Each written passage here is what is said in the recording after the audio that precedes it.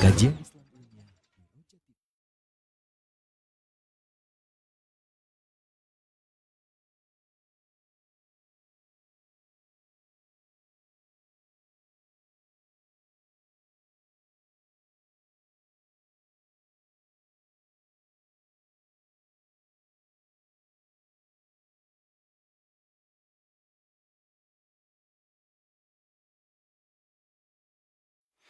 Berdakwah kepada syahadat la ilaha illallah.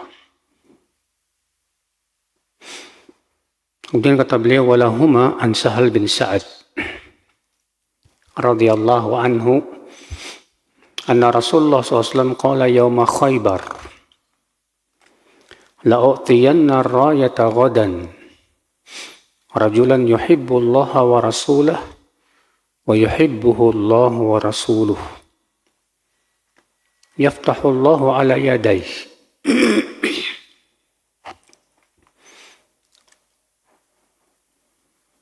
Imam Bukhari dan Muslim meriwayatkan dari Sahal bin Sa'ad, semoga Allah meridainya, bahwa Rasulullah SAW bersabda pada hari Khaybar, sungguh benar-benar aku akan memberikan bendera besok kepada seorang laki-laki yang mencintai Allah dan Rasul-Nya dan dicintai oleh Allah dan Rasul-Nya. Allah akan menangkan melalui tangannya. Fabatan nas yadukuna lailatahum ayyuhum yu'taha.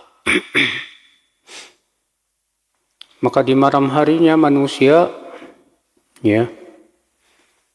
yadukuna lailatahum. Mereka berbincang-bincang di malam itu.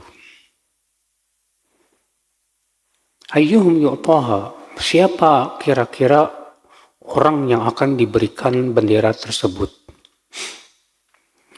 Kenapa para sahabat berbincang-bincang? Ya, karena disebutkan dalam hadis ini, Ibu, tentang keistimewaan orang ini. Orang ini akan diberikan bendera. Bagaimana sifatnya? Ia mencintai Allah dan Rasul-Nya.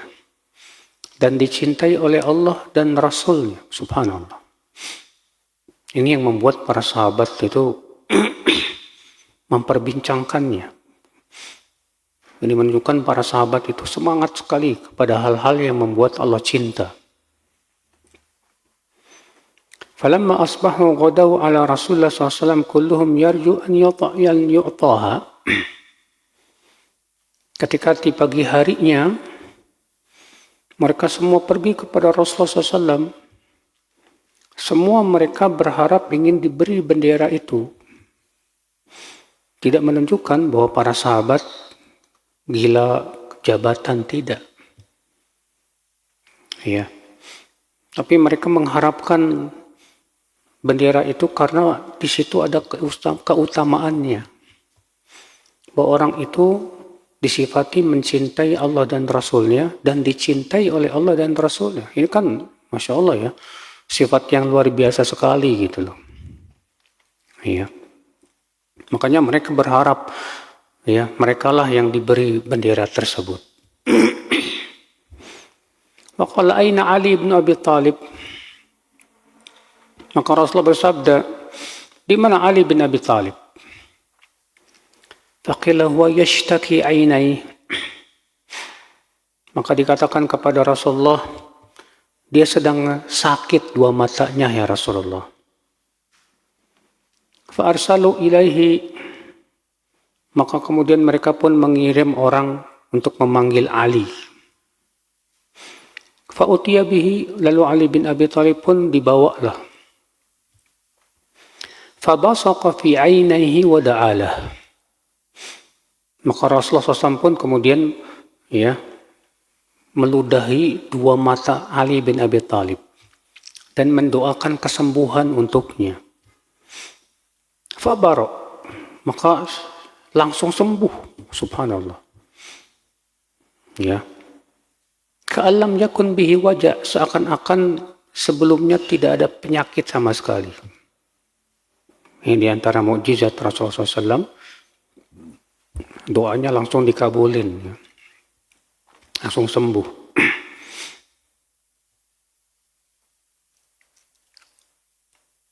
Fa'atahu rayah.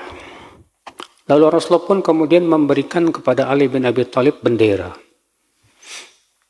Waqal, lalu Rasulullah bersabda, unfudh ala rislik. Unfudh ala rislik, pergilah. Ya. Dengan tenang, jangan tergesa-gesa.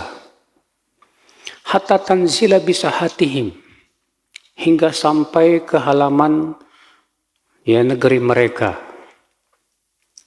Artinya, ya, karena kan waktu itu Rasulullah SAW mengutus Ali untuk memerangi Khaybar.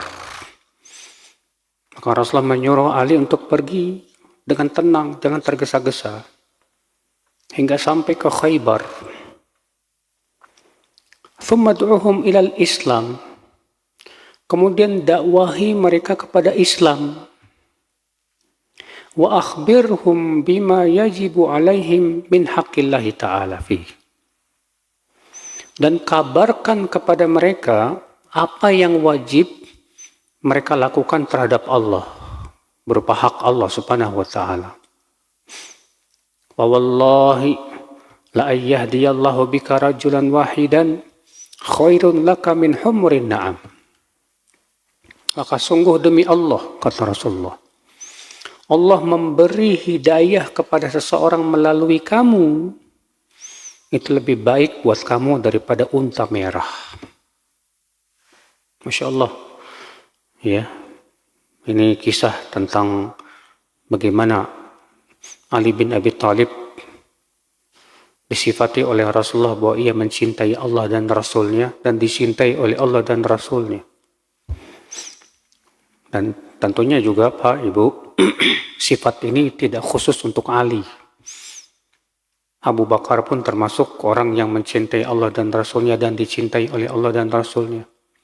Umar pun masuk, ya. Utsman pun demikian. Demikian pula para sahabat dari kalangan Muhajirin dan Ansar. Semua Allah ridho kepada mereka. Sebagaimana Allah berfirman, "Was-sabiquna al-awwaluna minal muhajirin wal ansar walladzina ittaba'uuhum bi ihsan radhiyallahu anhum maradu'an."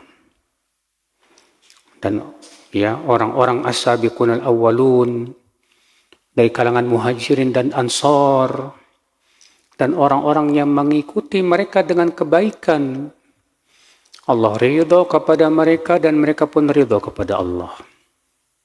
Ya. Dari hadis ini kita ambil faidah, kata Syekh Saleh Fauzan dalam kitab Al-Mulakhas. Faidah yang pertama, fadilatun zahiratun li Ali bin Abi Thalib wa syahadatu minar rasul lahu bimuwalatihi lillahi wa li rasulihi wa imanihi zahiran aw batinan. Ini menunjukkan keutamaan yang jelas untuk Ali bin Abi Thalib. Makanya kita Ahlussunnah wal Jamaah mencintai Ali bin Abi Thalib. Namun kita tidak seperti kaum Rafidhah yang berlebihan, Bu. Ya. Kalau kaum Rafidhah itu sampai-sampai memberikan kepada Ali bin Abi Thalib sifat-sifat Allah. Katanya Ali lah yang menegakkan hari kiamat, Ali lah yang menghisap manusia. Padahal itu semua untuk Allah Subhanahu wa taala.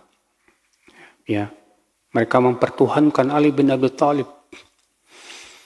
Adapun kita Ahlussunnah meyakini bahwa Ali bin Abi Thalib adalah seorang sahabat Nabi yang mulia, yang mencintai Allah dan Rasulnya dan dicintai oleh Allah dan Rasulnya. Namun dia seorang sahabat manusia, ya, bukan tidak memiliki sama sekali sifat-sifat yang seperti yang dikatakan oleh orang-orang Rafidhah itu. Faedah yang kedua, ibu-ibu, isbat anna Allah yuhibbu awliya'ah mahabbatan taliqu bi jalalihi kasairi sifatihil muqaddasatil karimah. Menetapkan bahwa Allah itu disifati mencintai Mencintai siapa? Mencintai wali-walinya. Ya, ini keyakinan Ahlussunnah bahwa Allah itu disifati dengan sifat mahabbah, cinta. Ya, tapi cintanya Allah tidak sama dengan cintanya makhluk. Cinta Allah sesuai dengan keagungannya. Cintanya makhluk sesuai dengan kemakhlukannya. Jangan gara-gara sama-sama kata cinta, lalu disamakan, salah besar. Tidak setiap yang sama nama itu sama hakikatnya. Ya. Sesama makhluk saja bisa sangat berbeda. Contoh misalnya, ya, semut kuat, gajah kuat, sama-sama kuat. Tapi apakah sama kekuatan gajah dengan kekuatan semut? Jawabnya tentu tidak. Tidak sama. Apalagi kekuatan Allah dengan makhluknya. Demikian pula cinta. Demikian pula sifat-sifat Allah yang lainnya. Wajib kita tetapkan untuk Allah sesuai dengan keagungan Allah Subhanahu wa ta'ala. Nah, di sini disebutkan bahwa Allah mencintai Ali bin Abi Thalib. Masya Allah. Demikian pula Allah mencintai ya setiap orang yang bertakwa. Allah cinta ke setiap orang yang sabar. Allah berfirman, Innallaha ma'as sabirin, wallahu yuhibbus sabirin. Allah cinta ke orang-orang yang sabar. Allahu yuhibbul muttaqin. Allah mencintai orang-orang yang bertakwa. Oleh karena itu, ibu-ibu, kita berusaha bagaimana mencari cinta Allah. Ya. Bukan kita berpikir bagaimana mencintai Allah, tapi kita berpikir bagaimana dicintai oleh Allah. Karena kata Ibnu Qayyim, ya, dicintai oleh Allah itu lebih penting daripada kita mencintai Allah. Kenapa? Kalau kita dicintai oleh Allah, Allah akan jadikan kita cinta kepada Allah. Iya.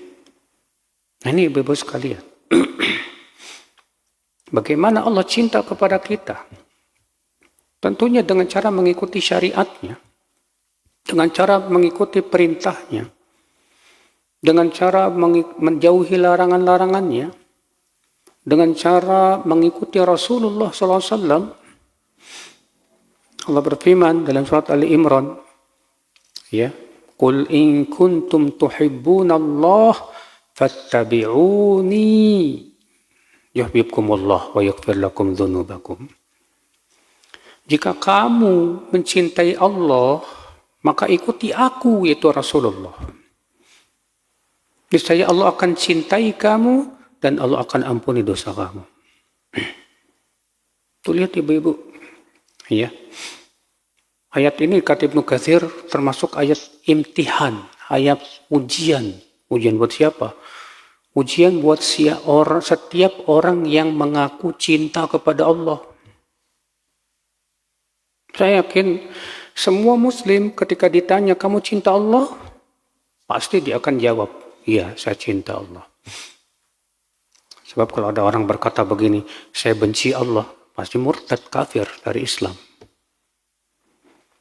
Iya. Nah sekarang apa buktinya bahwa kita cinta Allah? Maka Allah memberikan di sini ujian. Bahwa jika kamu mencintai Allah, maka ikuti Rasulullah. Begitu caranya. Ya. Ikuti Rasulullah. Yuhibbukumullah. Niscaya Allah akan cintai kamu. Niscaya Allah akan cintai kamu, kata Rasul. Ya kata Allah Subhanahu wa ta'ala, ibu-ibu sekalian. Dan Allah akan ampuni dosa kamu. Berarti ini menunjukkan ibu-ibu bahwa ittiba'ur Rasul, mengikuti Rasul SAW, itu menyebabkan Allah cinta kepada kita. Bahkan Allah ampuni dosa-dosa kita. Maka kita berusaha ya mencintai Rasul ittiba kepada Rasulullah SAW agar Allah cinta kepada kita dalam akidah, dalam ibadah, dalam akhlak, dalam muamalah. dalam adab, cara berpakaian, cara makan, tidur, dalam akhlak, dalam muamalah. Ya. Faedah yang ketiga,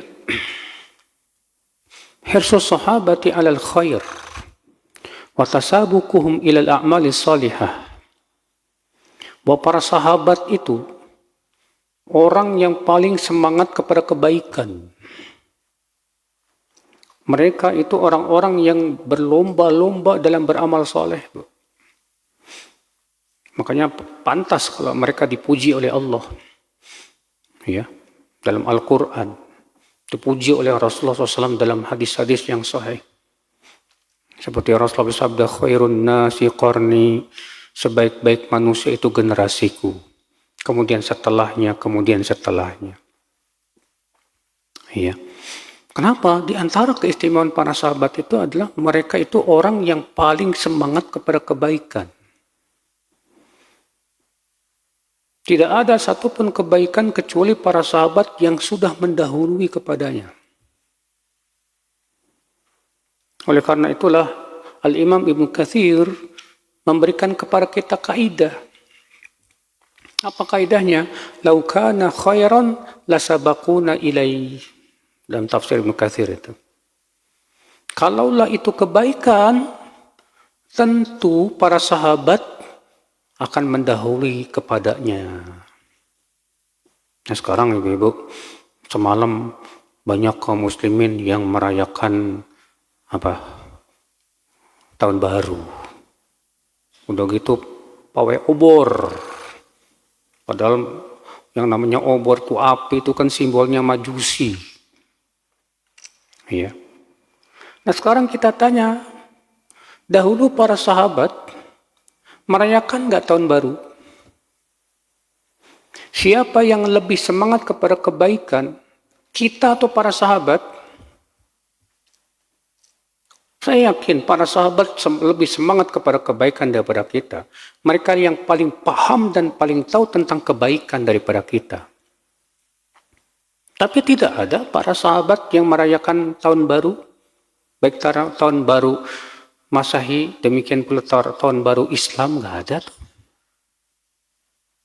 Ya. Padahal mereka sebaik-baik generasi. Demikian pula generasi tabi'in, tabi'ut tabi'in. Ada enggak dalam kitab-kitab madhab? Madhab manapun, baik madhab Syafi'i, madhab Maliki, madhab ini, ya, Hambali ataupun Hanafi, yang menyebutkan disyariatkan merayakan tahun baru? Ada. Justru itu tasyabuh. Ya, itu menyerupai orang kafir. Maka sungguh sangat mengherankan mereka-mereka yang berinisiatif untuk bikin perayaan tahun baru dengan pawai obor. La ilaha illallah. Iya. Faedah yang keempat, ibu-ibu, masyru'iyatul adab indal qital wa tarkit taish wal aswatil muz'ijah allati la hajata ilaiha. Yaitu disyariatkan adab saat peperangan. Saat perang, bayangkan, tetap disuruh ya memperhatikan adab. Apa kata Rasulullah? Unfudh ala rislik, pergilah kamu dengan tenang, tidak tergesa-gesa. Dalam perang saja kita disuruh tenang, tidak tergesa-gesa. Ya.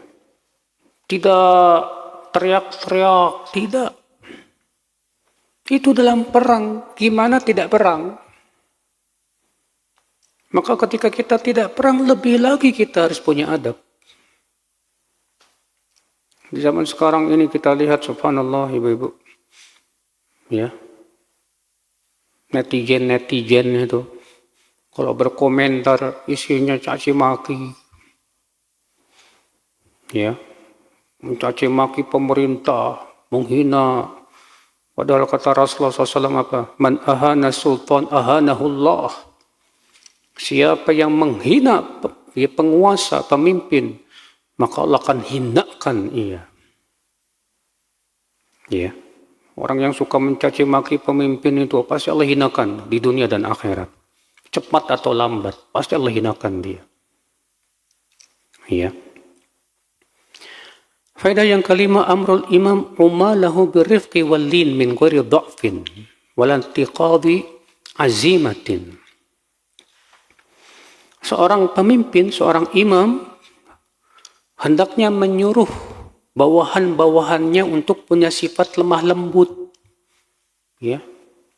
Lemah lembut itu bukan berarti lemah, tapi lembut. Ya. Lemah lembut itu bukan berarti gak punya tekad dan semangat, bukan. Tapi kelembutan itu dicintai oleh Allah.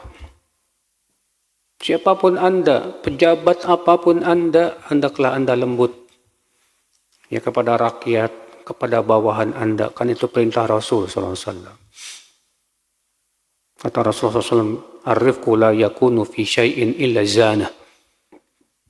Sifat lembut itu tidaklah ada pada sesuatu kecuali akan menghiasinya. Wala yunza'u min syai'in illa syana. Dan sifat lembut itu tidaklah dicabut dari sesuatu kecuali akan merusak atau mengotorinya.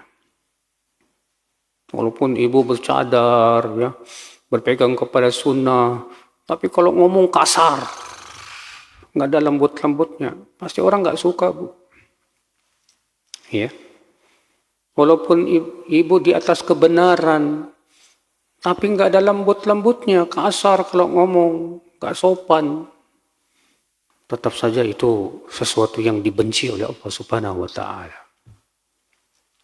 Iya. Saudaraku seiman rahimani wa rahimakum jami'an. Hendaknya kita lemah lembut, ya. Apalagi kepada sesama muslim, sesama akhwat yang udah Masya Allah ngaji. Kita lemah lembut, Ibu. Jangan biasakan kita itu kasar kalau ngomong. Sampai terkadang mata sambil melotot gitu. Kadang baru melihat akhwat yang baru ngaji, jilbabnya masih belum syar'i, dipelototin, dikasarin, akhirnya malah kabur. Ini kan subhanallah. Ya, tidak menunjukkan kalau dia sudah ngaji, kalau seperti itu namanya. Orang yang kalau sudah ngaji itu harusnya terlihat pada adabnya, pada akhlaknya. Senyum, lembut. Ya. Rasulullah SAW saja bersabda kepada Aisyah, "Alaiki birrifq," hendaklah kamu lemah lembut. Waktu itu gara-garanya ada orang Yahudi mendoakan begini, "Assam alaik," kematian atasmu. Aisyah marah. Ya. Lalu Aisyah mendoakan keburukan dan berkata, "Wa alaikumusam wal la'nah ya abna al-qirada wal khanazir." Atas kalian kebinasaan, kematian dan laknat wahai anak-anak kera dan babi. Ternyata Rasulullah SAW menegur Aisyah. "Mahlan ya Aisyah. Inna Allah rafiqun yuhibbur rifq." Jangan begitu, hai Aisyah. Allah itu lembut dan cinta kelembutan. Iya. Nah, ini ibu-ibu sekalian. Faedah selanjutnya, walaupun tentunya ya, terkadang ketika sifat lembut itu tidak bermanfaat, dan kita harus kasar dikit, nggak masalah. Karena Rasulullah pun terkadang melakukan sifat keras jika dibutuhkan. Tentunya ditempatkan sesuai dengan tempatnya. Faedah yang keenam, wujubu da'wati ilal Islam. La siyama qabla qitalil kuffar. Wajibnya berdakwah kepada Islam. Ya, mendakwahi orang kafir itu wajib. Kita dakwahi mereka. Mendakwahi orang Islam yang tidak paham tentang Islam, tentang syahadatain, tentang tauhid, tentang sunnah pun juga harus. Nah, banyak juga ya orang yang ngaku muslim tapi berbuat kesyirikan. Orang yang mengaku muslim masih melakukan mistik-mistik dan perdukunan. Iya. Makanya kita ini jangan sampai kendor dalam berdakwah, ibu-ibu. Berdakwah itu nggak harus ceramah di podium, nggak. Ibu ngajak teman-teman ibu ke pengajian, berdakwah itu. Ibu sampaikan ilmu yang ibu sudah dapatkan dari ustadz di media sosial. Termasuk dakwah itu, termasuk. Ya. Hingga setiap kita berusaha untuk ngajak kepada kebaikan. Setiap kita berusaha untuk menjadi dai. Setidaknya buat keluarga kita sendiri deh. Ya. Karena dakwah itu ibu, Masya Allah mulia. Bu. Allah berfirman, وَمَنْ أَحْسَنُ قَوْلًا مِمَّنْ دَعَى إِلَى اللَّهِ وَعَمِلَ صَالِحًا. Siapakah orang yang paling baik ucapannya dari orang yang berdakwah kepada Allah dan beramal saleh. Namun tentunya ya, dakwah pun juga harus apa? Yang pertama harus dengan ilmu. Nggak boleh sebatas semangat dakwah tanpa ilmu. Ya. Yang kedua, dakwah pun juga kita harus paham bagaimana manhaj para nabi dan rasul dalam berdakwah. Jangan bikin cara sendiri. Ya. Sebagian akhwat yang sudah pakai cadar bikin cara sendiri. Dengan cara apa, Bu? Ya. Dengan cara mereka bikin video mereka lagi jalan. Terlihat ya, pakai cadar. Terlihat matanya yang indah. Katanya ini cara saya berdakwah. Kita katakan, kok dakwah pakai cara sendiri? Gak boleh. Dakwah itu harus ngikutin manhaj Nabi dan Rasul. Dakwah itu harus mengikuti wahyu. Jangan bikin cara-cara sendiri. Faedah selanjutnya yang ketujuh. Anna man imtana'a min qabuli dakwah minal kufar wajaba qitaluhu. Bahwa kalau sudah didakwahi baru boleh diperangi. Karena Rasulullah SAW menyuruh Ali bin Abi Thalib sebelum memerangi ya orang-orang Yahudi di Khaybar, disuruh dakwahi dulu. Ud'uhum ilal Islam. Dakwahi mereka dulu kepada Islam. Ya. Kalau sudah didakwahi nggak mau terima juga, suruh mereka bayar jizyah. Nggak mau juga, baru. Nah ini bebas sekalian. Tapi tentunya masalah perang itu ya, itu harus di bawah bendera penguasa sultan. Nggak boleh sembarangan itu. Faedah yang ke-8, anna da'wata takunu bitadrij. Bahwa dakwah itu hendaknya bertahap. Gak bisa sekaligus. Maka kita mulai dulu berdakwah itu, Bu, dari yang paling penting dulu. Yang merupakan pokoknya, sumbernya. Apa itu? Tauhid. Itu mengenalkan manusia kepada Allah supaya mereka beribadah hanya kepada Allah saja. Supaya mereka mencintai Allah, dengan cinta itu tumbuh kekuatan untuk menaati Allah. Supaya mereka takut kepada Allah, dengan takut itu tumbuh kekuatan untuk meninggalkan maksiat. Ya. Supaya mereka hanya berharap ridho Allah dan pahalanya. Dengan cara itu kuat jiwa keikhlasannya, Bu. Ya. Adapun dakwah yang tidak dibangun di atas tauhid pasti gagal. Kita lihat di zaman sekarang ada orang yang berdakwah hanya memikirkan kedudukan saja politik. Abadan, ini semua cara dakwah yang tidak sesuai dengan dakwah para nabi dan rasul. Apakah para nabi kita lihat dalam Al-Quran, apakah mereka berdakwah kepada politik untuk bisa mendapatkan panggung, untuk bisa mendapatkan kedudukan? Tidak. Bahkan Rasulullah SAW sampai ditawari 3. Yang pertama, hai Muhammad, kalau kamu ingin mendapatkan kedudukan, kami akan jadikan engkau pemimpin Arab. Yang kedua, kalau engkau ingin mendapatkan wanita yang tercantik di Arab, kami akan carikan. Yang ketiga, kalau engkau ingin mendapatkan harta Arab, kami akan kumpulkan, kami akan berikan. Asal syaratnya satu, tinggalkan dakwah. Apakah Rasulullah menerima tawaran itu? Tidak sama sekali. Rasulullah SAW memilih jalan dakwah walaupun itu berat. Ya. Tapi subhanallah lihat hasilnya. Makanya kita ini fokus dakwah, mendidik manusia di atas akidah yang sahih.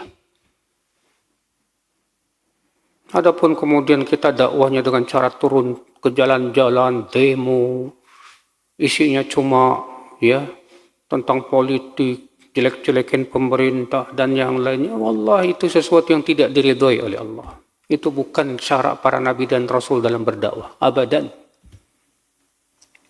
Ya. Ini bebas sekalian. Nah, dakwah itu harus, kata beliau, bitadrij, bertahap. Mulai dulu dari yang paling penting, tauhid.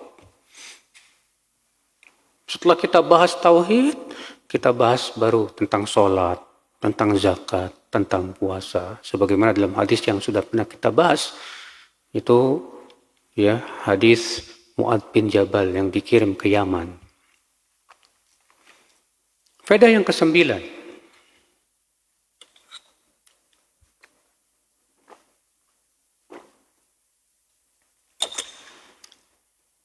Fadlu da'wati ilal Islam wa ma fiha minal khairi bil mad'uwi wad da'i. Keutamaan berdakwah kepada Islam.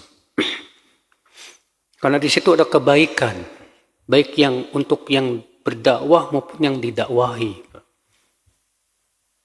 Makanya Rasulullah bersabda, la ayyahdiyallahu bika rajulan wahidan khairun laka min humrin na'am. Allah berikan hidayah melalui kamu kepada satu orang, itu lebih baik buat kamu dari unta merah. Masya Allah. Unta merah di zaman Rasulullah itu kendaraan paling mewah. Iya. Mungkin kalau zaman sekarang kayak apa? Lamborghini atau Lamborghini. Ya. Nah ini ibu sekalian. Itu keutamaan dakwah agung. Dan Islam itu tegak dengan dakwah, dengan ilmu dan amal. Ya. Menyebarkan ilmu. Dengan cara itulah Islam akan tersebar. Adapun kita tinggalkan dakwah, sibuk main TikTokan, ya, Facebook, demikian pula apalagi itu, berbagai macam media sosial yang melalaikan. Itu semua ibu-ibu sekalian sebab rusaknya umat Islam. Gunakan media sosial ini untuk berdakwah. Ajak mereka kepada kebaikan. Perkenalkan mereka tentang tauhidullah azza wa jal. Perkenalkan mereka tentang kewajiban ittiba kepada Rasulullah SAW. Walaupun memang ya resiko dakwah ya pastinya banyak yang nggak suka. Itu memang sudah sunatullah. Rasulullah SAW saja disebut penyair yang gila. Iya, gara-gara Rasulullah berdakwah pada tauhid. Sekarang kita berdakwah pada tauhid disebut apa? Wahabi, radikal. Jangan mundur hanya karena disebut dengan sebutan-sebutan yang seperti itu kemudian kita mundur. Ya bahaya saudaraku seiman. Faedah selanjutnya, dalilun min adillatin nubuwwatir rasul. Hadis ini merupakan bukti akan kenabian Rasulullah SAW. Di mana Rasulullah SAW bersabda, aku akan berikan bendera la'u'tiyanna rayata ghadan. Aku akan berikan bendera kepada seseorang besok.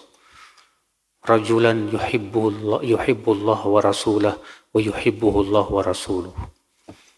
Kepada orang yang mencintai Allah dan Rasulnya dan ia dicintai oleh Allah dan Rasulnya. Yaftahullahu, ya, maka Allah akan menangkan melalui dia, ya. Allah menangkan dia. Yaftahullahu ala yadaih. Dan ternyata benar, menang. Ini menunjukkan akan bukti kenabian. Yang Rasulullah kabarkan terjadi. Dan kita sendiri, Bu, di zaman sekarang, melihat dengan mata kepala akan kebenaran yang Rasulullah kabarkan tentang tanda-tanda hari kiamat. Dan itu merupakan bukti kenabian Rasulullah SAW. Rasulullah mengabarkan tentang tanda hari kiamat, diantaranya apa? Yang kita lihat di zaman sekarang nih, Rasulullah mengabarkan dalam hadis, di antara tanda hari kiamat akan muncul kendaraan yang mempunyai beberapa pelana. Pelana itu maksudnya tempat duduk. Ternyata terjadi mobil. Ya, mobil punya 4 sampai ada yang 6. Terjadi. Tanda hari kiamat yang kita lihat zaman sekarang apa lagi? Kata Rasulullah, di antara tanda hari kiamat, arak akan diminum dan dinamai dengan selain arak. Terjadi, kita lihat.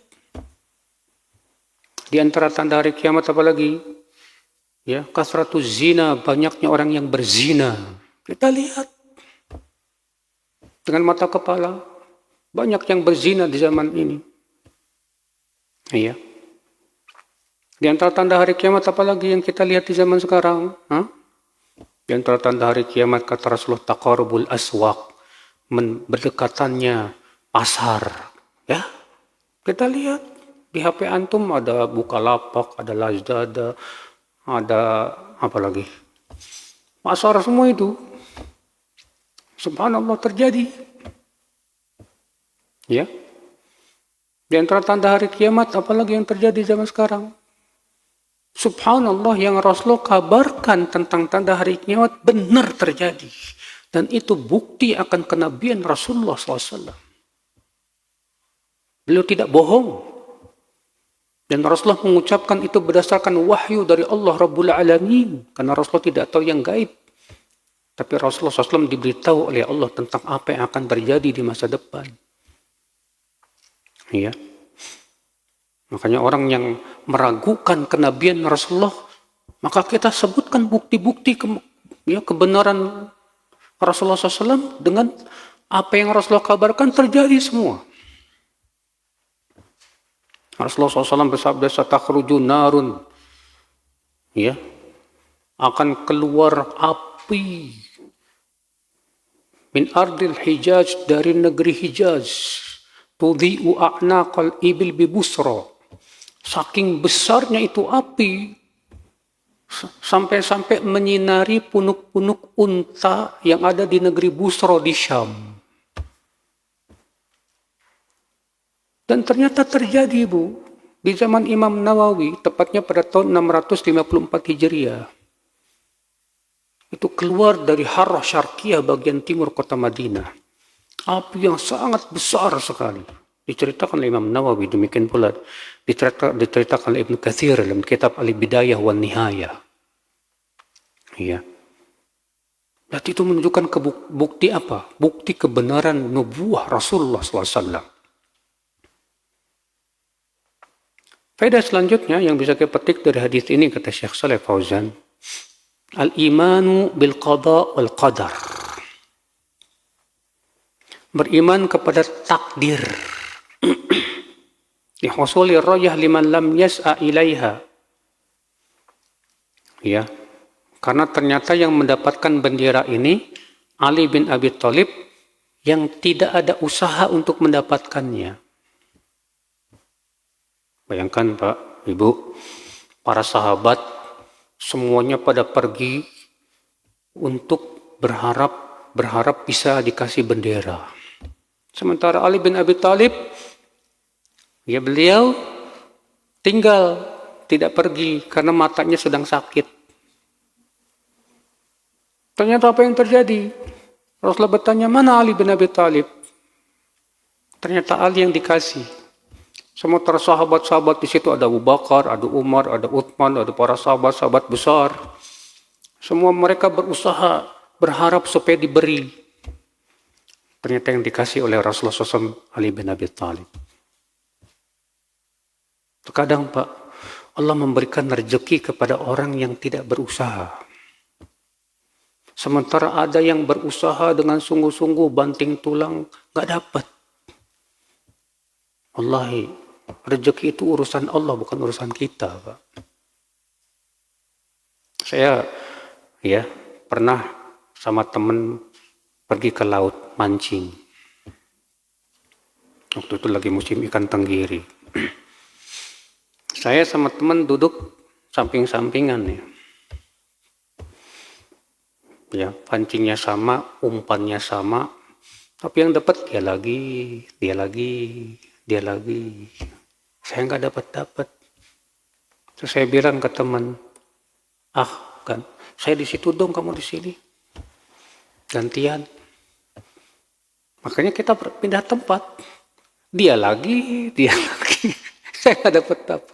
Subhanallah, saya langsung berpikir demikian Allah ngatur rezeki, Pak. Iya. Walaupun umpannya sama, usahanya sama, tapi bisa rezeki berbeda, sangat bisa. Karena rezeki itu Allah yang urus, Allah yang ngatur, Allah yang bagi. Makanya Allah berfirman, ahum yaqsimuna rahmata rabbik. Apakah mereka yang mengatur dan membagi-bagi rahmat rezeki dari Allah, dari Tuhanmu?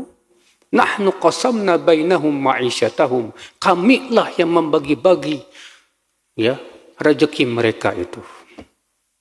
Bukan kita. Kadang kita usahanya sama-sama usaha. Tapi ternyata teman kita rezekinya lebih bagus daripada kita. Kenapa? Allah yang mengatur. Kewajiban kita ridho dengan ketentuan Allah, Bu. Ya. Kewajiban kita ridho dengan takdir. Jangan sampai kemudian malah dengki. Ibu misalnya sama-sama dagang sama teman, dagangannya sama, tapi kok temannya ibu yang laku, ibu nggak laris. Ya. Maka saat itu yang harus kita jaga hati. Jangan sampai di hati kita ada dengki, panas, kurang ajar ini. Kok teman saya yang laris, saya enggak. Akhirnya ibu pergi ke dukun, nyantet. Iya. Wah, ini enggak benar. Jadi kalau kita melihat teman kita laris, doakan dia, Masya Allah. Ya, barokah ya dagangan kamu. Ya. Nah ini ibu-ibu sekalian. Faedah yang ke-12, annahu la yakfi tasami bil Islam. Bal la budda min ma'rifati wajibatihi wal qiyami biha. Tidak cukup sebatas nama Islam. Sebatas KTP-nya Islam enggak cukup. Tapi harus dia melakukan kewajiban-kewajiban sebagai seorang muslim. Seorang muslim punya kewajiban yang harus dia lakukan. Apa itu? Untuk mentauhidkan Allah dan menjauhkan kesyirikan.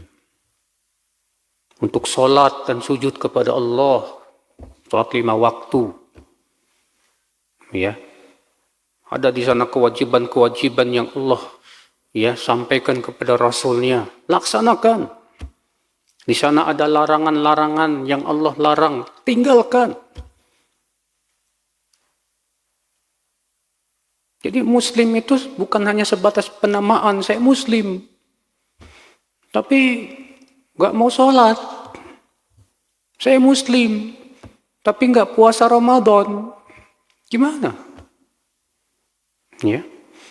Jika Anda muslim, maka laksanakan kewajiban Anda sebagai seorang muslim untuk menaati Allah dan menjauhi larangan-larangan Allah Rabbul Izzati wal Jalalah, untuk mengikuti Rasulullah SAW. Nah ini ibu-ibu sekalian. Baik ibu-ibu, kita sebelum masuk ke bab berikutnya, ada beberapa permasalahan dalam bab ini. Fihi masail. Al-ula, yang pertama, anna da'wata ila Allah tariqu man ittaba'ah. Bahwa berdakwah kepada Allah adalah jalan orang yang mengikuti Rasulullah sallallahu alaihi wasallam. Ya. Berdakwah kepada Allah itu adalah jalan orang yang mengikuti Rasulullah SAW. Kan Allah berfirman, wa anna hadha sirati mustaqiman fattabi'uh. Ya. Ya.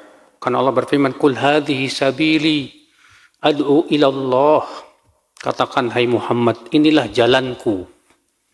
Aku berdakwah kepada Allah. Lihat, jalannya Rasul, apa itu? Berdakwah kepada Allah. Ala basiratin, di atas basirah. Aku dan orang-orang yang mengikutiku. Atsaniyah, yang kedua, at-tanbih alal ikhlas. Peringatan untuk ikhlas.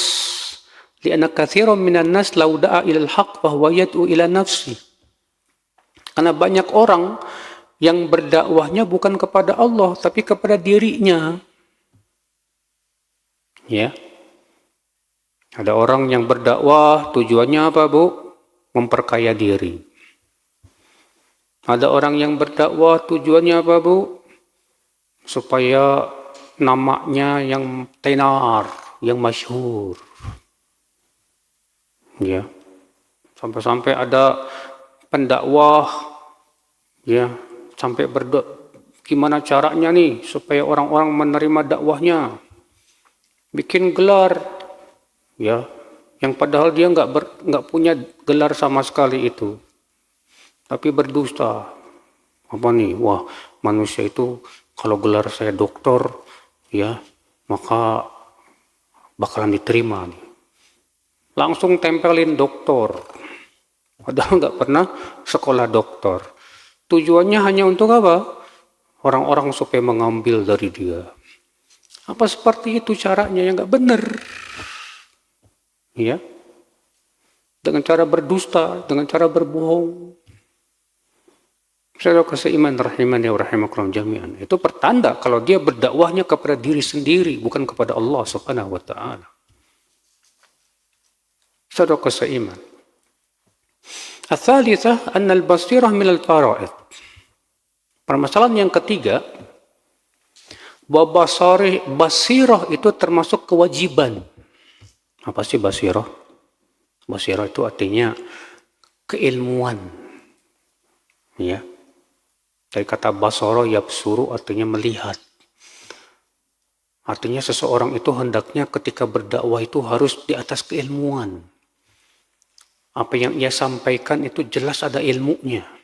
Bukan sebatas ngomong dari pendapat akal pikiran sendiri, bukan. Tapi benar-benar ada dalilnya dari Allah dan Rasulnya. Itu basirah. Makanya Allah mengatakan begitu. Ala basiratin ana wa manittaba'ani.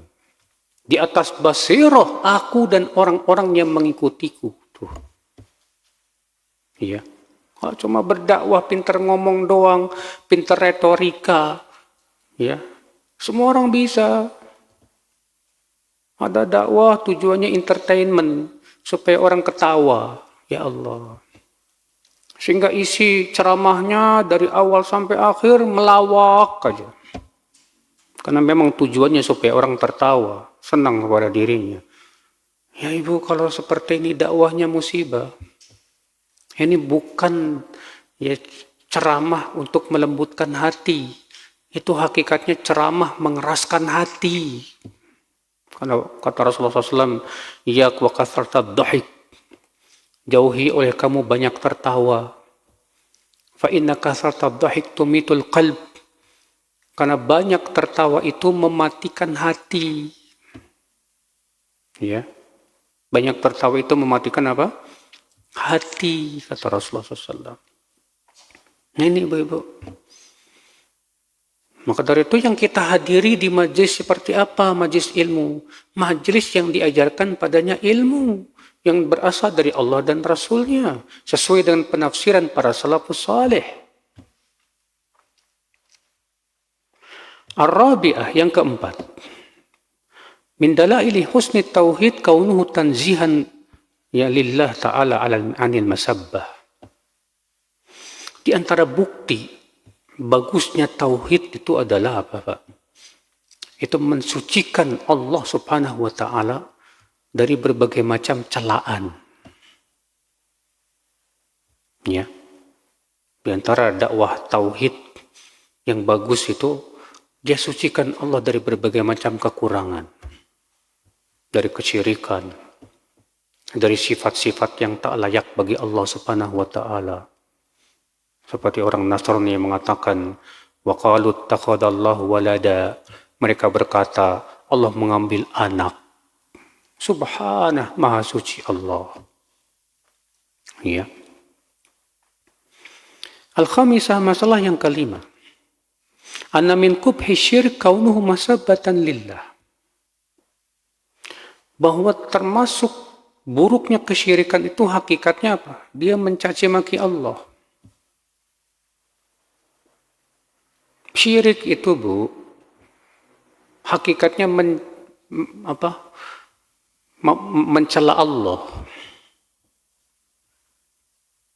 Kenapa kok mencela? Karena sudah pernah kita sampaikan. Karena hakikat syirik itu menyamakan Allah dengan makhluk. Antum, kalau ada yang menyamakan antum dengan monyet, dianggap mencela nggak? Pasti mencela. Kamu kayak monyet. Kira-kira antum marah nggak? Pasti marah. Sekarang orang yang berbuat syirik hakikatnya adalah menyamakan Allah dengan makhluk. Sementara makhluk itu butuh kepada Allah. Allah yang menciptakan makhluk. Kemudian ada orang yang menyembah makhluk, berarti itu hakikatnya mencela Allah Subhanahu wa taala. As-sadisah, yang keenam. Ib'adul muslim 'anil musyrikin. Yaitu hendaknya seorang muslim tidak mengikuti kaum musyrikin. Ya. Apalagi untuk tasyabbuh. Rasulullah SAW melarang kita tasyabuh dengan kaum musyrikin, ya Ibu. Ya.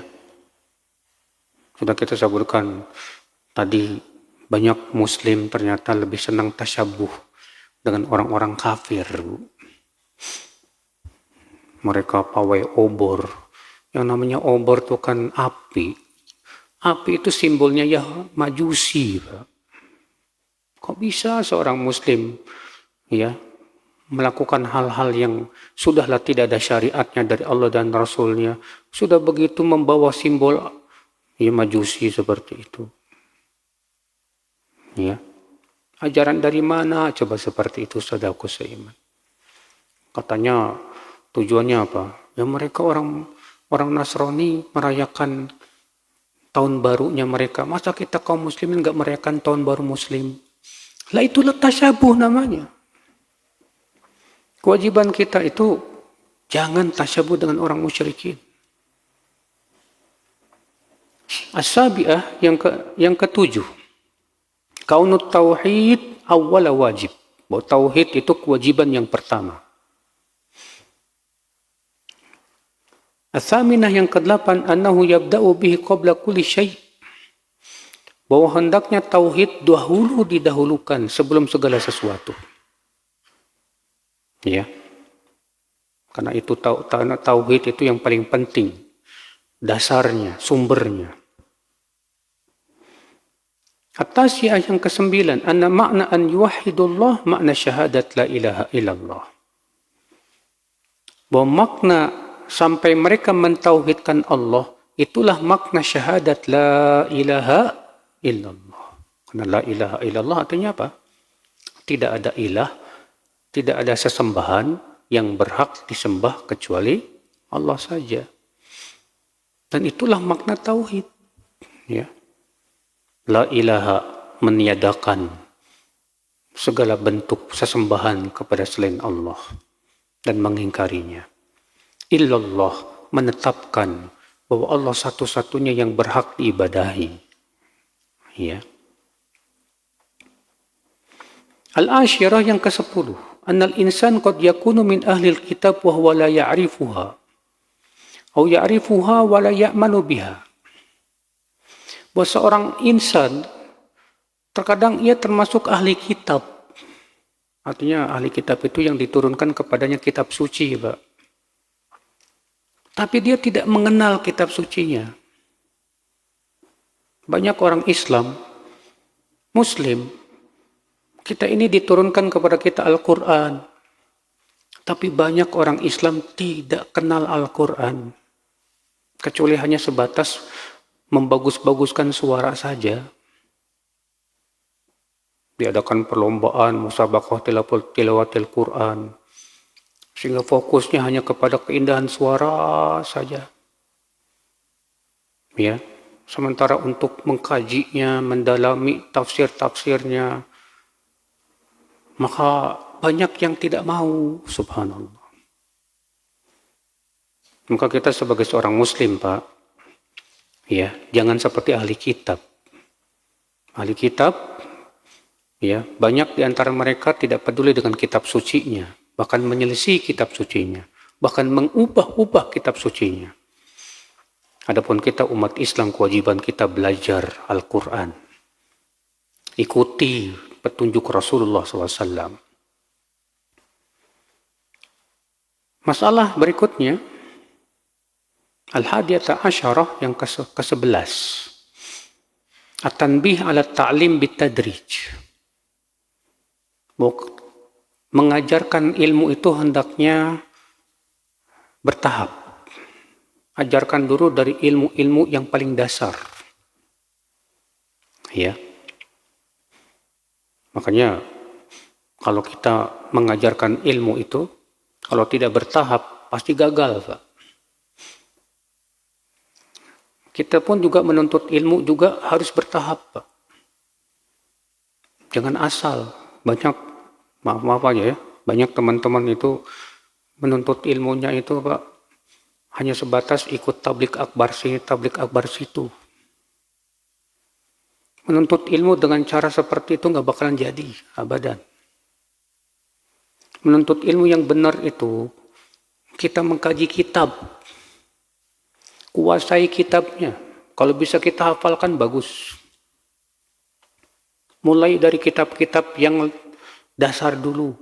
Kemudian naik ke kitab lagi yang lebih tebal. Terus sampai ilmu kita kuat dan kokoh.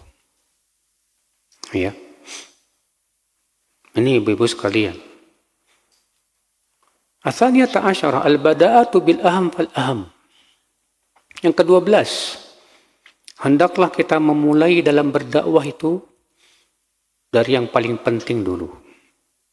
Baru kemudian yang penting. Ini kaidah ini penting banget ya dalam kehidupan, Pak. Yang harus kita urus dalam segala sesuatu itu mulai dari yang paling penting dulu. Nah, kadang kita itu ngurusin yang gak penting-penting. Sementara yang penting-pentingnya kita tinggalin. Ini salah besar, Pak. Yang benar itu, yang paling penting dulu kita urusi. Baru setelahnya yang penting. Baru kemudian di bawahnya lagi. Ya.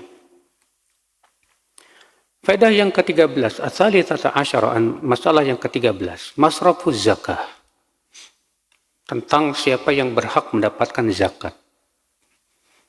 Ya, kalau zakat itu zakat harta, maka ada 8 asnaf.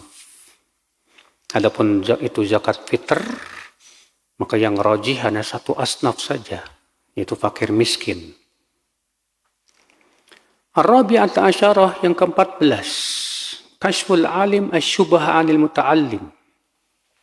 Hendaklah seorang alim ulama ya menghilangkan syubhat dari muridnya.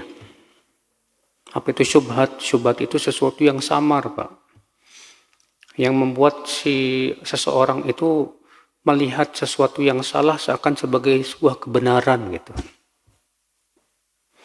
Maka kalau kita tahu bahwa itu sesuatu yang sifatnya syubhat, maka kita harus berusaha untuk pahamkan kepada murid kita bahwa itu syubhat. Ya. Lalu kita bantah syubhat itu. Dan membantah syubhat itu penting.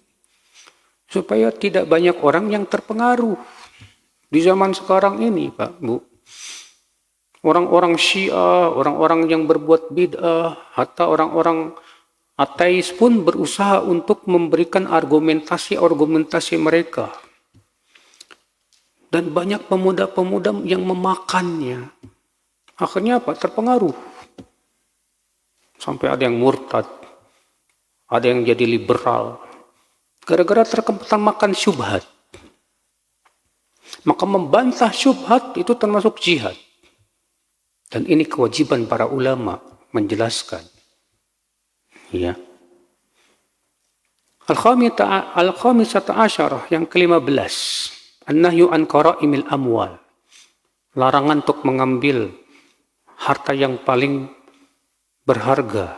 Ini khusus buat amil. Ya. Nah ini Bapak-Ibu sekalian, saya kira cukup dulu sampai di sini. Dan insya Allah kita buka tanya jawab.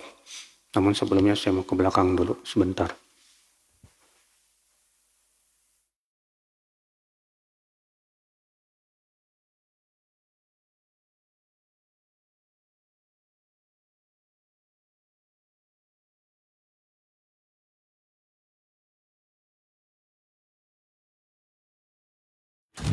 نحمده ونستعينه ونستغفره.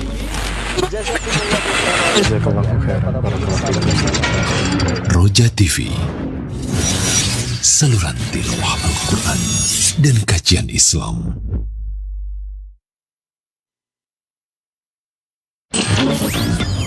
Kajian Islam ilmiah di Roja TV dan Radio Roja. Ilmu itu adalah yang diucapkan padanya haddatsana. Apa itu haddatsana, Pak? Haddatsana itu dalam ilmu hadis simbol kebersambungan sanad sampai kepada Rasulullah SAW.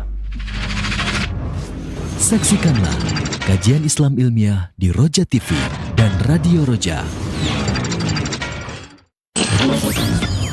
Kajian Islam ilmiah di Roja TV dan Radio Roja. Apa amal yang paling utama kata Rasulullah SAW, yaitu iman kepada Allah dan jihad di jalan Allah. Keyakinan dengan hati, ucapan dengan lisan, dan amalan dengan anggota apa? Badan. Saksikanlah kajian Islam ilmiah di Roja TV dan Radio Roja.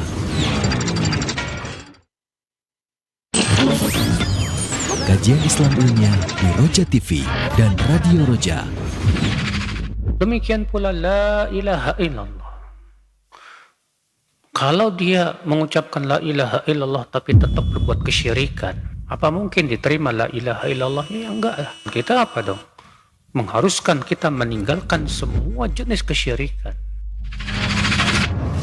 Saksikanlah kajian Islam ilmiah di Roja TV dan Radio Roja.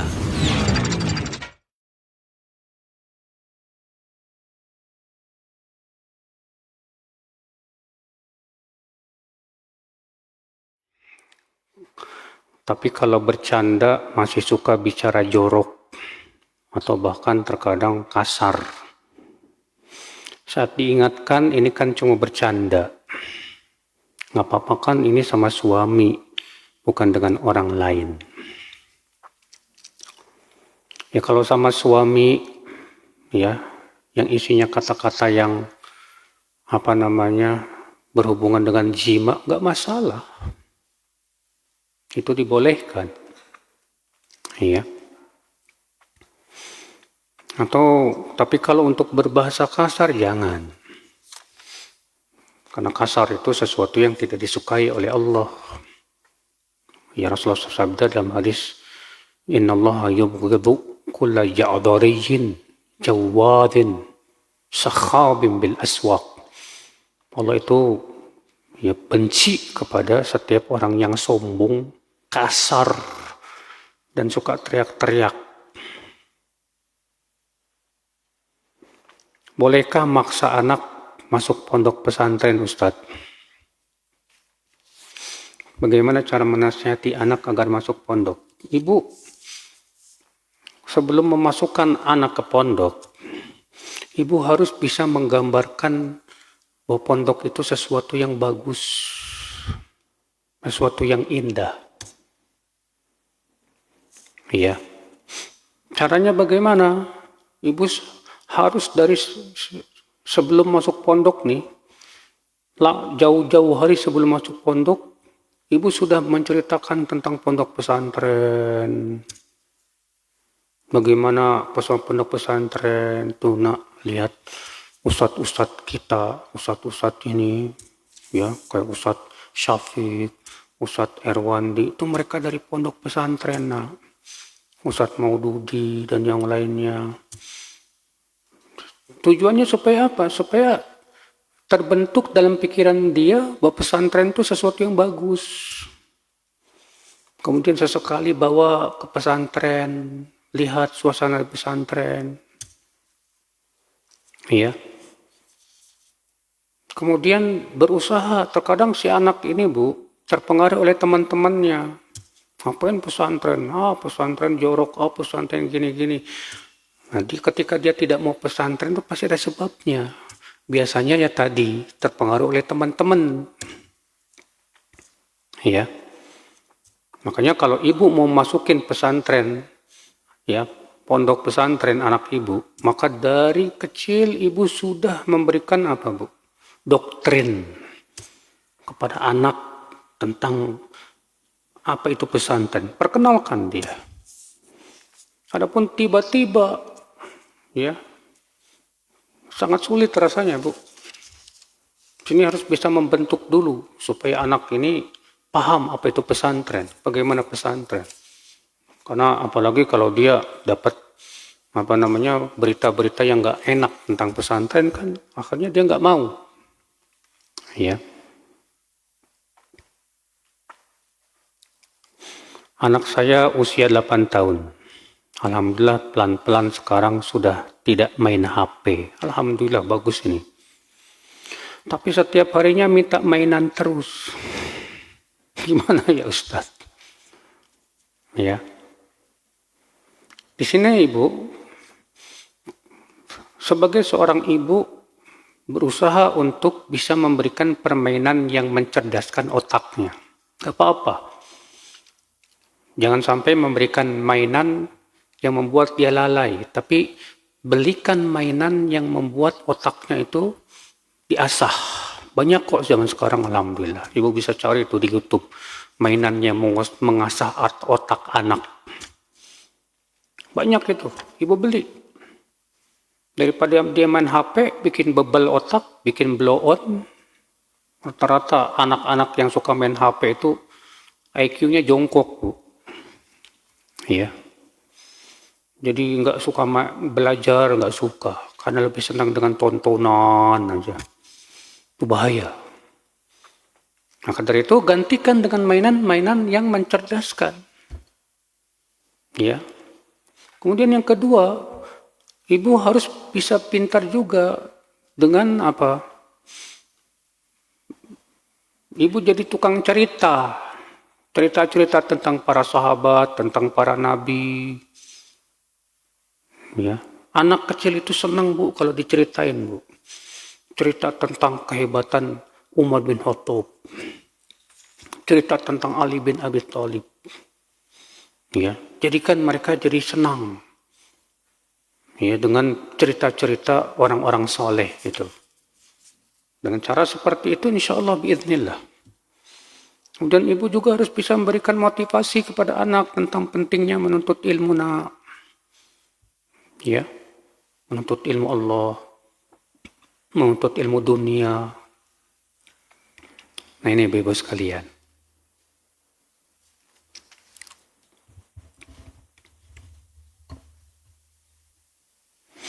Ada seorang ibu yang memiliki keponakan laki-laki yang hidup sejak kecil bersama ibu tersebut sampai dia menikah. Setelah menikah dan kondisi ekonomi anak laki-laki itu membaik, dia hidup terpisah dengan ibu itu karena rasa sayang seperti anak sendiri. Ibu itu sering berkunjung karena memang jarak juga tidak jauh hanya beberapa puluh meter.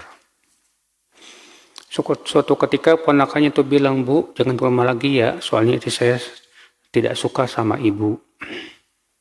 Tanpa ada alasan kenapa tidak suka. Apa yang harus dilakukan si ibu tersebut? Bu, tidak suka itu pasti ada sebab. Ya, nggak mungkin tidak ada sebab. Pasti ada sebab. Bisa jadi misalnya ibu terlalu campur tangan urusan rumah tangga. Ya.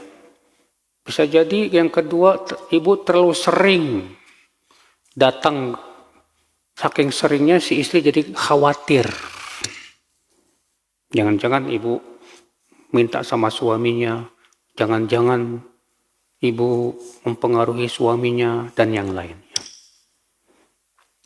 Ya. Maka dari itu yang harus ibu lakukan gimana? Pertama, jangan terlalu sering datang. Sesekali saja. Yang kedua, dekati istri ponakan ibu itu dengan banyak berbuat baik pada dia. Kalau datang bawa hadiah. Jangan sekali-kali memperlihatkan seakan-akan ibu butuh sama ponakan ibu, jangan. Apalagi sampai minta-minta, jangan. Tapi ibu datang dalam keadaan ibu mengasih hadiah, entah itu buah-buahan, entah itu apa yang disukai. Sehingga ibu punya izah di depan dia, Bu. Adapun kalau ibu sering datang, malah ya istilahnya kayak minta-minta sama ponakan, karena ponakan ibu sudah hidupnya enak, ya pasti istrinya nggak suka sama ibu. Ya, ngapain sih datang mulu, datang juga minta-minta doang misalnya gitu. Sehingga akhirnya ibu jatuh di mata dia. Ya. Maka pada waktu itu ibu gunakan hadis tangan di atas lebih baik daripada tangan di bawah.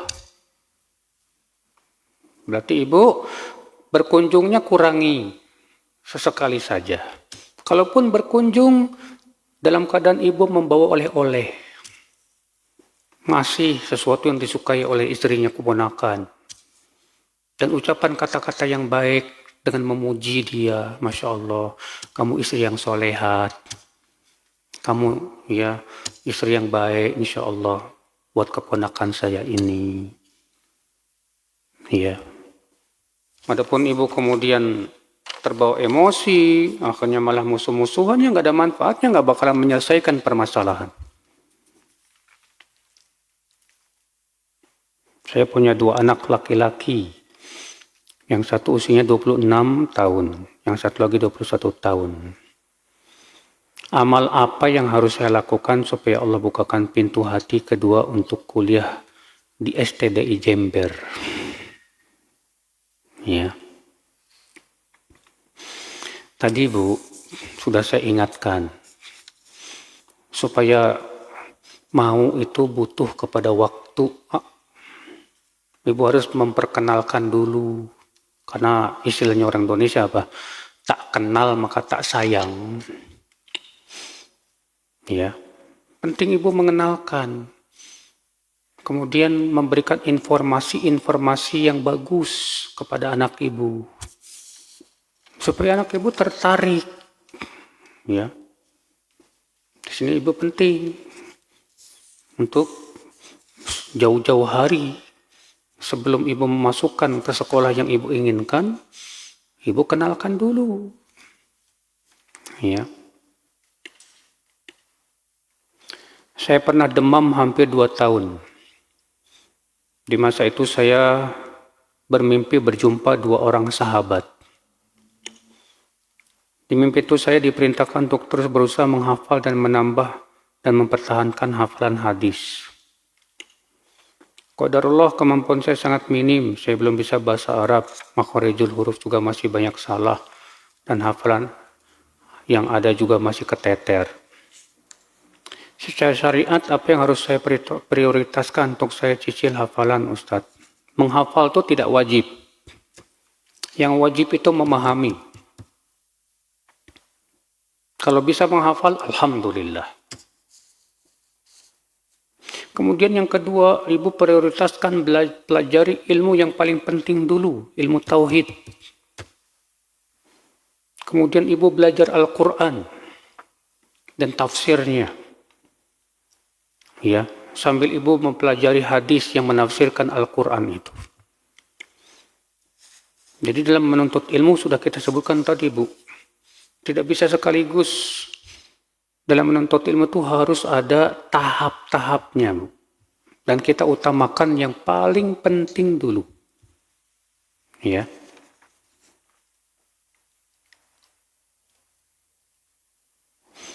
Saya pernah memberikan sesuatu, seperti barang atau makanan. Dan ternyata barang saya kebawa. Dan saya ambil kembali barang saya yang kebawa. Apakah termasuk saya memberikan sesuatu, diambil lagi seperti anjing yang memakan muntahnya, Ustadz? Innamal a'malu binniyat, Bu. Ibu suka memberikan barang. Qadarullah, barang yang ibu tidak ada niat untuk diberikan ini kebawa. Jadi gimana? Ibu tinggal memberitahu, maaf, saya niatnya yang saya mau beri ini aja. Yang ini sebetulnya tidak ada niat untuk saya beri. Ya, itu hak ibu untuk mengambil kembali. Karena niat ibu di situ tidak ada niat untuk memberikan yang barang tersebut.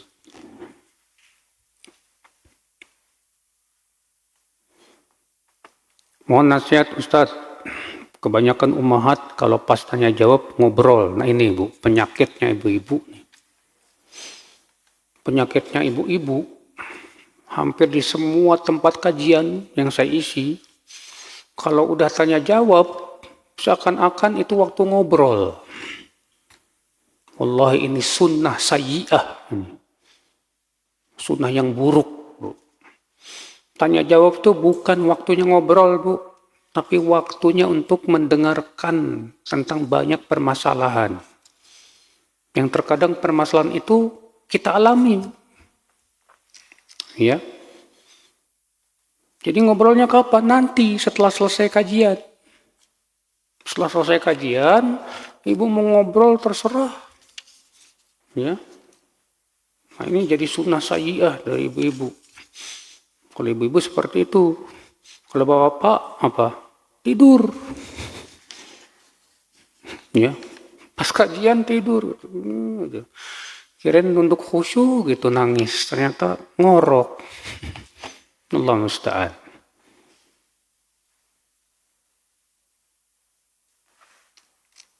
Mohon bimbingannya kepada orang tua agar bisa menanamkan tauhid pada jiwa anak-anak. Untuk bisa menanamkan jiwa tauhid,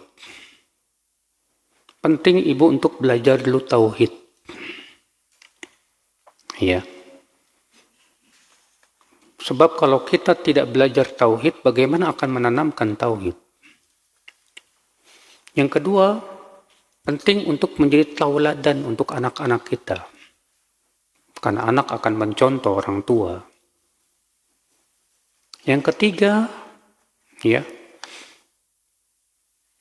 pahamkan tauhid dalam keadaan-keadaan yang sangat dibutuhkan. Misal, kalau si anak itu pemalas, malas gitu. Langsung kita tanamkan tauhid dengan apa? Dek, kamu kok malas?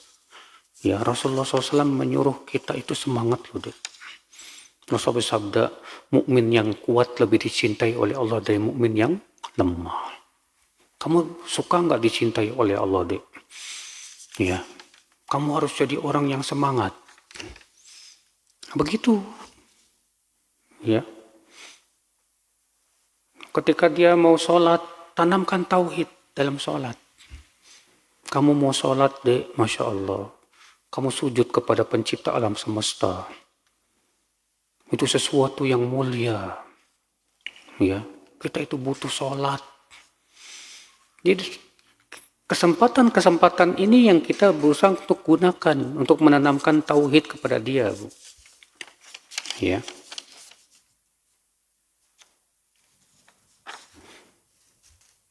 Bagaimana sikap seorang istri yang merasa stres karena menghadapi situasi di mana dapat tekanan dari mertua yang selalu minta uang, dari ibu yang selalu memporsir soal uang, dan suami yang tidak bisa melihat kondisi seorang istri. Minta ini, minta itu, sedangkan gaji dia sudah habis, tapi selalu mengandalkan istri untuk keluarga. Sedangkan istri dagang untuk keperluan anak, jajan, dan lain-lain. Tapi mereka nggak paham kondisi istri tersebut, yang akhirnya istri tersebut memaki pakai bahasa binatang, yang nggak bener ini. Bu, ketika ibu bantu suami itu niatkan dalam rangka berbakti kepada suami.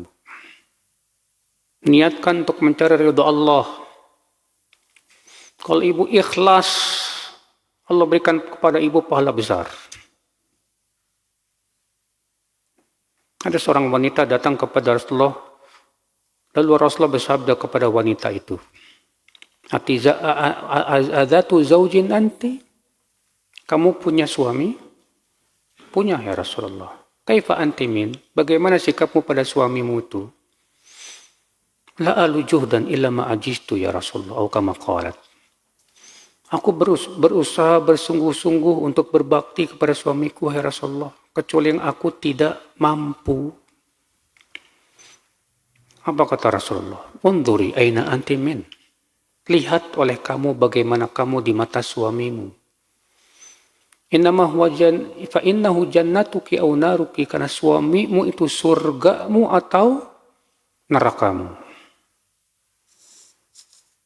Ibu dagang untuk keperluan anak-anak jajan. Jajannya anak-anak tuh nggak penting. Yang penting tuh anak-anak sudah dicukupi buat sekolah, buat makan, alhamdulillah. Untuk sesuatu yang itu bermanfaat untuk akhiratnya, alhamdulillah. Setelah itu, ibu bantu suami, udah mas, nggak apa-apa. Ibu kamu minta apapun yang itu memang itu bermanfaat, udah kasih aja mas. Biar aku yang bantu. Nah nggak masalah, Masya Allah. Itu pahalanya besar buat ibu, Masya Allah. Cuma masalahnya hati ibu sempit sekali. Ya, jangan terlalu sempit, Bu. Bantu suami ibu untuk berbakti kepada orang tuanya.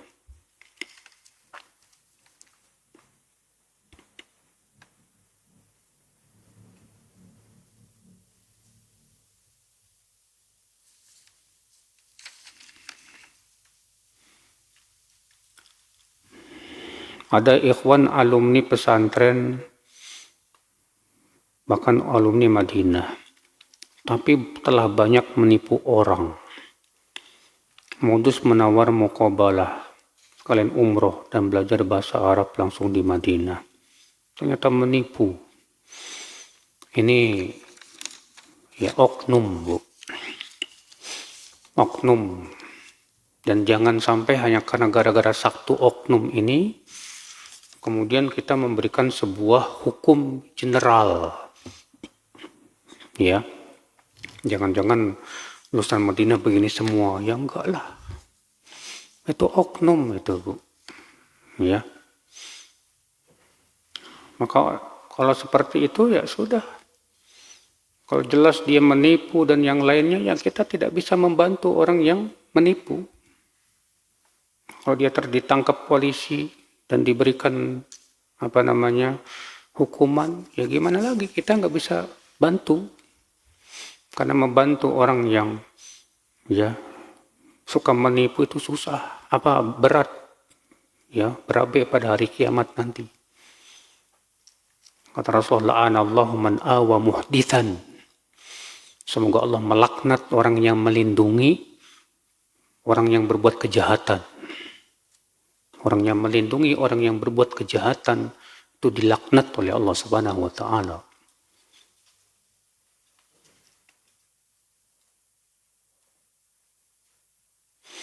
Kalau ada orang masang pen di tubuhnya karena operasi tulang, saat meninggal apa harus dilepas? Tidak. Tidak harus. Karena itu semua menyulitkan. Sedangkan sesuatu yang menyulitkan dalam Islam itu dimaafkan. Ya, kaidah usul fikih mengatakan al-masyaqqah tajlibut taysir. Sesuatu yang sulit mendatangkan kemudahan. Kalau suami berzina beberapa kali tapi tidak mau menceraikan, gimana Ustadz? Ya. Ibu bisa minta khulu, mengajukan khulu ke pengadilan agama dan sebutkan sebabnya. Ya. Kemudian khulu itu ya resikonya adalah ibu harus mengembalikan mahar yang dahulu suami sudah berikan kepada ibu. Ya.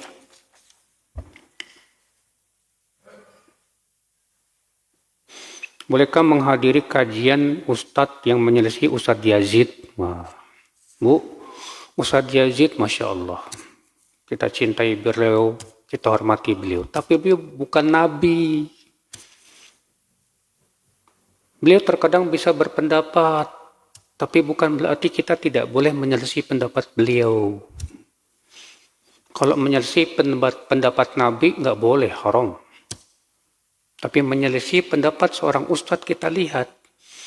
Kalau itu masalah ijtihadiyah, nggak masalah kita selesai selama dengan dalil. Tapi kalau menyelesaikan dalam perkara yang sudah menjadi ijma' para ulama, ya, yang merupakan itu pokok-pokok keyakinan dan akidah yang ternyata itu sesuai dengan akidah salafus saleh, maka tidak boleh. Bukan karena masalah karena yang menyelesaikan Ustaz Yazidnya, tapi menyelesaikan ijma'nya. Jangan kita menjadi orang yang ketika sudah menghormati seorang ustadz, menjadikan seakan-akan ustadz itu parameter kebenaran. Salah besar. Yang menjadi parameter itu Allah dan Rasulnya. Dan itu yang selalu diingatkan oleh Ustaz Yazid dulu waktu beliau masih hidup. Untuk senantiasa fanatik itu kepada Allah dan Rasulnya. Ustaz Yazid tidak pernah mengajarkan muridnya untuk fanatik pada dirinya. Ya. Yang lebih agung dari Ustaz Yazid banyak. Imam Syafi'i, Imam Ahmad, Imam Malik, para ulama besar di zaman dulu. Mereka tidak pernah fanatik. Imam Syafi'i berguru kepada Imam Malik. Tapi banyak sekali pendapat Imam Syafi'i yang menyelesaikan ijtihad Imam Malik. Ya. Imam Ahmad berguru kepada Imam Syafi'i.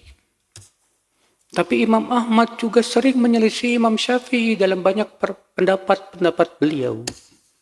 Makanya jadi mazhab Maliki, mazhab Syafi'i, mazhab Hambali. Padahal tuh berguru semua tuh. Imam Malik gurunya Imam Syafi'i, Imam Syafi'i gurunya Imam Malik. Dan mereka semua tidak pernah mengajarkan kepada murid-muridnya, kamu jangan keluar dari pendapat saya. Kalau keluar dari pendapat saya, maka kamu sesat. Ini enggak pernah diajarkan oleh para ulama salaf. Demikian pula para ustadz-ustadz salaf, tidak pernah sama sekali. Ya. Nah ini ibu-ibu sekalian, tidak kita berbicara ini bukan sedang merendahkan Ustaz Yazid, tidak. Tapi untuk meluruskan manhaj. Ya. Bahwa manhaj kita adalah lebih mengagungkan Allah dan Rasulnya daripada perkataan siapapun. Allah berfirman, ya ayyuhalladzina amanu la tuqaddimu baina yadayillahi wa rasulih. Hai orang-orang yang beriman, jangan kalian mendahului Allah dan Rasulnya. Wallahi Bu, yang harus terpatri di hati kita ini harus lebih takut menyelisihi Rasulullah daripada menyelisihi Ustaz Yazid. Kalau kita takut menyelisihi Ustaz Yazid tapi nggak takut menyelisihi Rasul, ini tanda tanya besar keimanannya ini. Di kuburan kita nggak bakalan ditanya, ya kenapa kamu nggak ikut Ustaz Yazid? Tidak. Di kuburan kita akan ditanya, kenapa kamu nggak ikut Rasulullah SAW. Rasul bersabda, "Fabi tus'alun." Tentang aku kalian akan ditanya, kata Rasulullah SAW. Semua kita akan ditanya di kuburan tentang Rasulullah Sallallahu Alaihi Wasallam. Nah, ini manhaj yang diajarkan Ustaz Yazid seperti itu. Ya. Nah, ya demikian Bu. Demikian, semoga yang sampaikan bermanfaat. Billahi taufik. Assalamualaikum warahmatullahi wabarakatuh.